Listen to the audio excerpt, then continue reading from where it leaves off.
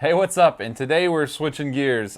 We have a video light, which obviously the last couple of videos have been about Canon cameras like crazy, but for those that don't know, I actually do quite a bit of video work throughout the year. This year's been weird because of COVID. So this is the Nova P300c, and this is their new RGB light. So that means it has red, green, and blue LEDs on here.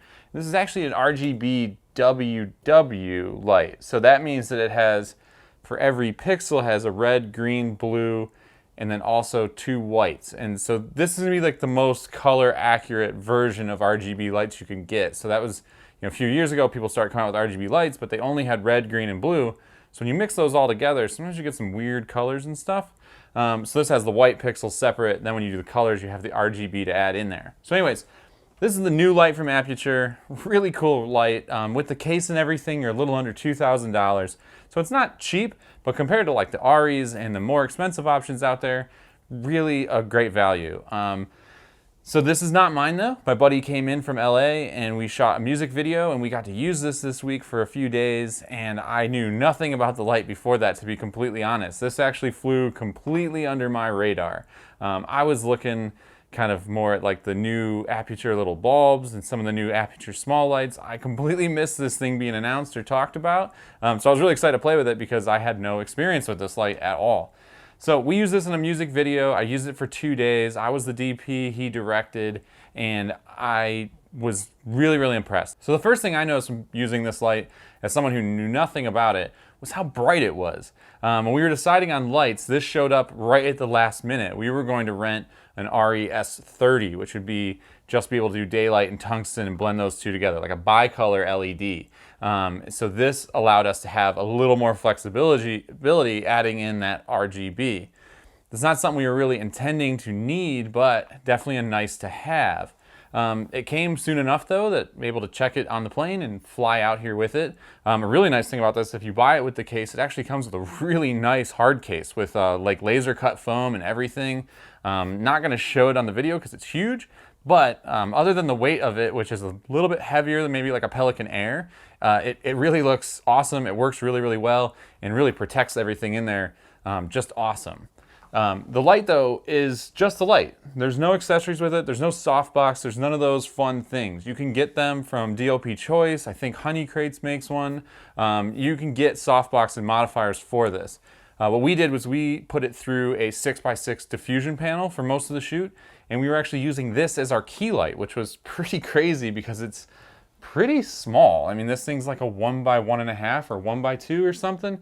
Not a huge light, but really well made. I know at NAB last year, I took a lot of looks at like, a lot of brands, RGBWW kind of panels like this, and this feels really good. This is awesome. Nice big connectors on the back. We ran it off of AC the entire time, but you can mount up like V-mounts and stuff like that, and you can control it off of battery mount like you can with other brands. So getting to using it though, let's talk about that a little bit. So this is the panel. It has, handle up here. It's a pretty hefty light. I think 22 pounds, my buddy said. So you're gonna definitely need a really good stand to put this on. We put it on a combo stand, but probably a big C stand, if you're not doing anything crazy, would be working too if you're just putting it straight up and down. But it's a pretty hefty light, and that's without any diffusion panels or soft boxes on there. But the benefit of that is it's really chunky, really nice. It's very sturdy feeling, nice aluminum on the back, kind of like all that stuff. Everything feels good on it when it came to using it. The nice thing that we really liked was this controller here. This is great, very heavy duty feeling. We got DMX in, DMX out. You can also control this with Aputure's app, which we did not do on this shoot because we weren't doing any advanced crazy setups. But you can control this wirelessly with their app, and now with their new ecosystem of lights, you can put this into that ecosystem, so you can get more special effects. You can get like, lightning, paparazzi, cop cars, like all kinds of crazy stuff you can do. And some of those you can do right here in the app as well. So if we kick this on, we got our power button on here, and this is remotely wired, which is great. So this is connected to the light with a cable. We have a safety cable on here so it doesn't, you know, fall if, you know, you can hang it off of things. But what's nice is it actually can mount right on the back of the light here. So it has two cables that come with it. This is the longer cable. We just had it over here so I could show it to you guys a little easier. But it has a nice little short, like 12-inch or 8-inch cable here. So you can mount it right on the back of the light, and then everything's self-contained. There's different setups for different uses. We actually mounted it with its included kind of C-stand or combo stand mounting grip. So we were able to mount this controller down at like chest level while the light was up 8, 10, 12 feet in the air, which was really nice. We can control it down from down low. And I know this is all pretty standard stuff, but nice to have both options as you change your setups, as you go through things. Nice to have all of that. Dials on this are super nice. You can change your output, change your color temperature, you can have some presets here, you can do all the stuff, but everything feels really good. Nice clicks, nice engagement, really like the way it felt, and everything's really fast. Turning it off and on is almost instant, and if I spin it around here, you guys can see kind of the quality of light here. This is a little hot. We're at 1.2% power right now, so I'll dial it back to about 0.4 looks pretty good. So to talk about flexibility, the fact that you can set a light to 0.5% power is pretty interesting. But I can go in here and I can just start dialing in different temperatures. So we can go up to 10,000, make it a little blue. Maybe we can go down here. I'm at like, these lights I normally use are about 6,000 or something. But we can just warm it right up. Sorry, I'm kind of looking at my monitor here. So we can go all the way down to 2,000 Kelvin. Again, we have all kinds of different options here. So we can switch it over to like RGB. And now, I gotta turn my brightness back down here. We can start mixing colors right on the unit so we can get whatever we would need. Wow, this is so bright. So I can separately dial in my red, my green, and my blue. So I switch to RGB mode. I have 3 different outputs here, my red, my green, and my blue, and I can mix them by hand, which is pretty cool. So I can add a little bit of green, and then I can add a little bit of blue, and I can get like kind of an aqua look.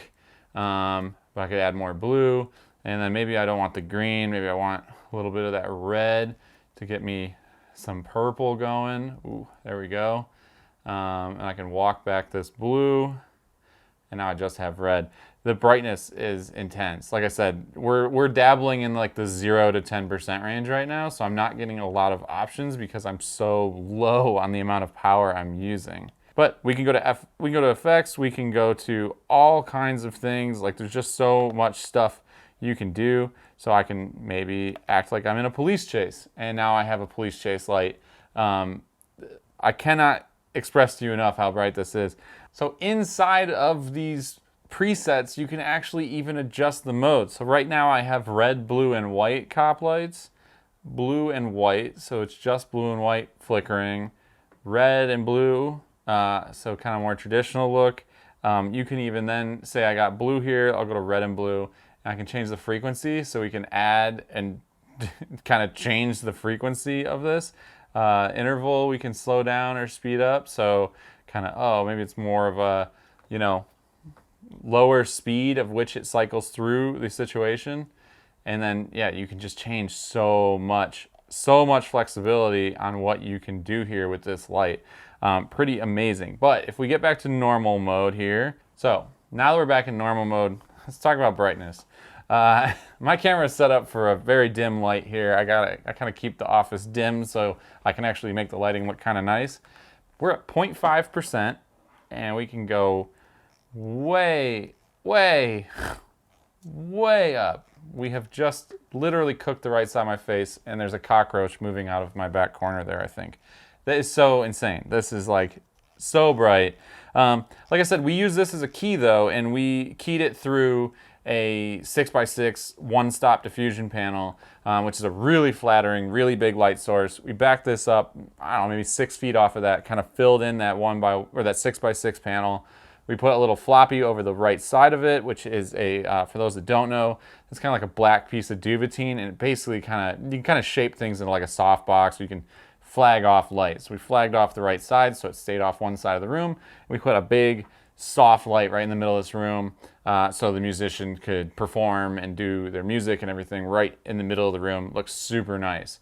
But this had plenty of power to push through that light. When we actually set it up, I didn't set the power. It was just on, and I was like, oh man, do we have any more power out of that light? It looks a little bit dim. And my buddy was just like, yeah, it's actually set to 12%. So it was pretty cool that like I was like, oh, I hope it has more power than that, and it was at 12%, which sounds like a lot, but that's actually 12 to 25 is 1 stop, 25 to 50 is 2 stops, and 50 to 100, so it's 3 stops brighter it could go. So it was filling a 6x6, and it could go 3 stops brighter than that, which was really awesome. We had this big, huge foyer we were filming in, and it just really looked pretty nice right through that 6x6. But the nice thing is, kind of because of this form factor, you were able to actually take that diffusion off and use it in a couple situations. So there were some situations where we just need to fill a room out, put a rim light or a side light on. We were using like a window, and it was nice to be able to just put this on a stand and just use it and have a nice light. Personally, I think I would probably always use it diffusion other than those very specific situations. As a rim light, as a background light, then I probably wouldn't mess with like a softbox or diffusion. But as a key light, this is still a little bit small. Like right now it looks pretty flattering on me, but it is super close. Like this would be in just about any shot. So for most documentary work and ad work I do, I'd probably still want to put like a 3 to 5 foot kind of octabank on this, which is generally what I do with my lights when I'm doing like an interview or something like that. But it is really flattering and really nice, and I think in a pinch you could just throw it on a stand and it would look very good. When you start to walk it back to that 10, 12 foot range, that's when you start to get that harder shadow and stuff that isn't as flattering. But I'm really impressed. Don't have many complaints. Also only used it for 2 days. So, this is a quick overview, just kind of like gut reaction to this thing. But I will say this is my best way of reviewing anything is that I am definitely going to buy one of these.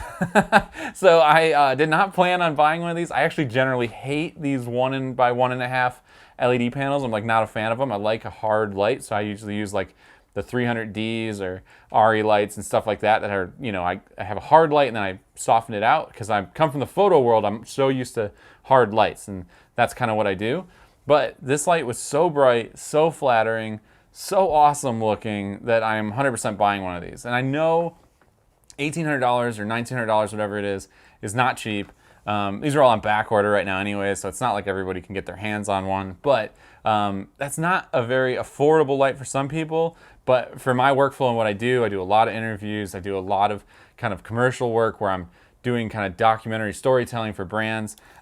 This just feels like a really perfect fit.